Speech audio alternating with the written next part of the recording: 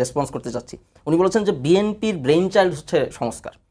এটা যে খুব একটা সত্য হিসেবে সবাই মেনে নেবে তা আমাদের মনে হয় না।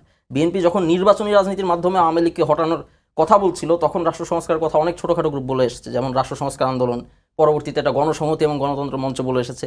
তাদের সাথে দফায় দফায় আলাপ আলোচনার পরে বিএনপি রাষ্ট্র সংস্কারের প্রজেক্টটা তাদের দলীয় প্রজেক্টে অ্যাডপ্ট করেছে। না, ভুল তথ্য দিচ্ছেন, ভুল তথ্য দিচ্ছেন।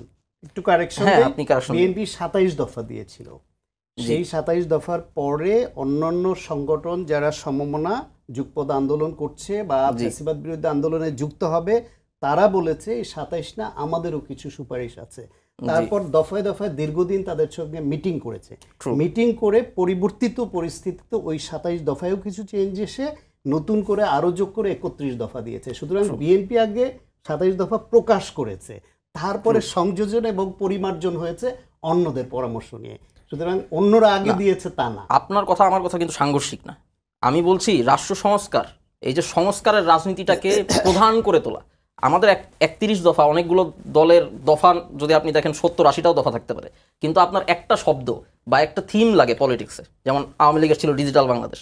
সংস্কার যে বিএনপির থিম হবে এটাকে বিএনপি বের করছে না, বিএনপি অ্যাডাপ্ট করছে। এটা সংস্কার থিম ছিল রাষ্ট্র সংস্কার আন্দোলন, গণসংহতি, এদের রাষ্ট্র সংস্কার আন্দোলন মূলত।